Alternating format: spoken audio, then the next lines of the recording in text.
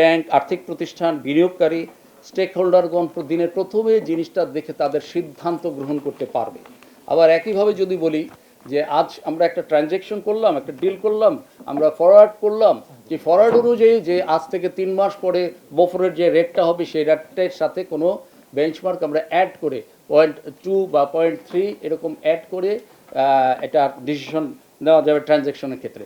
এই ডিসিশনের ক্ষেত্রে যারা ব্যাংকগুলো আছে তারা নিজেরা নিতে পারবে, সরকার নিতে পারবে, অথবা আমাদের যে ব্যাংকিং রেগুলেশনস ডিপার্টমেন্ট বা ফাইন্যান্সিং রেগুলেশন ডিপার্টমেন্ট, নন ব্যাংক ফাইন্যান্স রেগুলেশন ডিপার্টমেন্ট আছে, তারাও সময়ে সময়ে এটার সাথে যে কোনো কিছু বেঞ্চমার্কের সাথে প্লাস মাইনাস করে আমাদের যে কোনো কিছু নির্ধারণ করতে পারবে।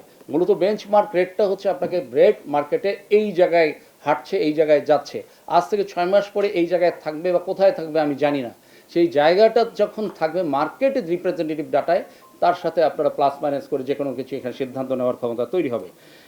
বাজারে এই রেটের স্বচ্ছতা এবং নির্ভুলতা আমরা প্রতিনিয়ত অবজার্ভ করব এবং সময়ে সময়ে বার্ষিক ভিত্তিতে পর্যালোচনা করব, এবং সেই পর্যালোচনার ক্ষেত্রে কোনো প্লাস মাইনাস অ্যাডিডাক যদি প্রয়োজন হয়, যেহেতু এটা করা হচ্ছে এবং আন্তর্জাতিক মানদণ্ডের সাথে সম্পৃক্ততা রেখে সংযুক্ত কাঠামোর সাথে বাজারের গভীরতা এবং স্থিতিশীলতা বৃদ্ধিতেও আমরা এই রেটের মাধ্যমে কাজ করব। কিভাবে এই রেটটা মেকানিজমটা আমি থিওরিটিক্যালি একটু বলছি, একটু প্র্যাকটিক্যালি আমরা চলে যাব একটু পরেই। ওভারনাইট যা বফর যা ইন্টারব্যাংক রেপো নির্ধারণের ক্ষেত্রে আগামীকাল সকালে যে রেটটা প্রকাশিত হবে সেটা আজকের এবং পূর্ববর্তী আরও 2 দিন, মানে মোট 3 দিন, পূর্ববর্তী 3 দিনের সংঘটিত সকল ওভারনাইট আন্তঃব্যাংক লেনদেনের যে তথ্য আছে সেই তথ্যকে বিবেচনায় নেওয়া হবে।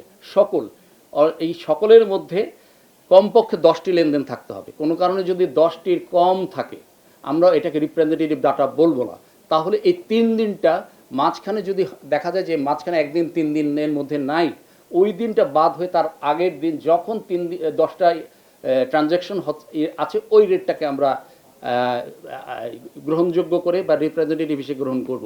কারণ কমপক্ষে 10টার নিচে ডাটা হলে সেটাকে মার্কেট রিপ্রেজেন্টেটিভ মনে হচ্ছে না। এইটা এই মুহূর্তে 10টা আছে, হয়তো আগামীতে আমরা ট্রানজ্যাকশনের পরিমাণ বেশি হলে তখন এটাকে 20টা বা 25টা মার্কেটের ডিমান্ড অনুযায়ী, প্রয়োজন অনুযায়ী সেই জিনিসটাকে আমরা করব। ঠিক একইভাবে যদি আমি চিন্তা করি যে 1 সপ্তাহ মেয়াদি লেনদেনের ক্ষেত্রে আমরা কি করব, আমরা সেই ক্ষেত্রেও পূর্ববর্তী 3 দিন, আগামীকাল সকালে যেটা প্রকাশ করবে তার আগের 3 দিন এবং একই সিস্টেমে 5 থেকে 7 কর্মদিবস মেয়াদি সংগঠিত যত লেনদেন আছে সকল লেনদেনকে বিবেচনায় নেওয়া হবে। 5 থেকে 7 মানে হচ্ছে কেউ কোনো একটা ট্রানজ্যাকশনগুলো 5 দিনের, আরেকটা ব্যাংকগুলো 6 দিনের, আরেকটাগুলো 7 দিনের, এইটাকে এভারেজ করে আমরা 5 দিনের যতগুলো আছে, 7 দিনেরগুলো যতগুলো আছে, এই আন্তঃব্যাংক লেনদেনের তথ্যগুলো নেব এবং এই ক্ষেত্রে আমাদের মার্কেটের অবস্থা বিবেচনা করে 5টির কম ডাটা হলে আসলে আমরা গ্রহণযোগ্য হিসেবে বিবেচনায় করব না। এখন যেহেতু মার্কেটে আসলে এই জায়গাটা এখনও কম আছে বলে আমরা দেখছি যে মার্কেটে 5টি ডাটা থাকতেই আমাদের এটাকে রিপ্রেজেন্টেটিভ বলে মনে হবে। মার্কেটের ডেপথ আমাদের এখনও বাড়েনি, আশা করছি এটার ভিত্তিতে আসলে বাড়বে। ঠিক একইভাবে যদি আমি আমাদের ঢাকা ওভারনাইট মানি মার্কেট রেটের কথা যখন বলছি, কল মানি রেটের যে বিষয়গুলো আসছে, আপনারা জানেন যে কল মানিটা ডেলি আসতেছে। এইটা সিকিউরিটি আসলে নর্মালি আনসিকিউর্ড বলছি আমরা এই কারণে যে এটার আসলে যে এটার এগেনস্টে আমরা ট্রাস্ট রিসিভ বা ব্যাংকের রিলেশনশিপটাকে বেস করছি। এই ক্ষেত্রে সেখানেও আমাদের 10টি লেনদেন থাকতে হবে, তবে 10টি লেনদেন থাকতে হবে এবং ওভারনাইটের ক্ষেত্রে সকল তথ্য বিবেচনা করা হবে, এক কর্মদিবসের সকল, এবং ওপর দিকে 1 সপ্তাহ মেয়াদি যে ডোমারটা হবে তা পূর্ববর্তী 7 কর্মদিবস, কারণ এটা তো আসলে 5 থেকে 7 হয় না, একটাই হয় কলমানিতেই। 7 দিনের সংগঠিত প্রত্যেকটার যে ডাটাগুলো আছে কর্মদিবস 7 কর্মদিবসে যত 5 থেকে 9 দিন মেয়াদি আন্তঃব্যাংক লেনদেনের তথ্য, আর 1 মাসের জন্য আমরা করব 7 দিনে সংগঠিত 25 থেকে 25 দিনের জন্য যে লেনদেনগুলো হয় সেই তথ্যগুলো নেব, এবং মোটামুটি 3 মাসের জন্য নেব সেটা হচ্ছে 7 দিনে সংগঠিত 80 থেকে 105 দিন লেনদেনের তথ্য। তবে আবারও সকল ক্ষেত্রে কমপক্ষে 5টি লেনদেন থাকতে হবে। এইটার মেকানিজমটা কিভাবে হয় আপনারা এক্সেলে যখন আমরা দেখাবো সার্বিকভাবে আপনারা সেটা আমার মনে হয় বুঝে যাবেন।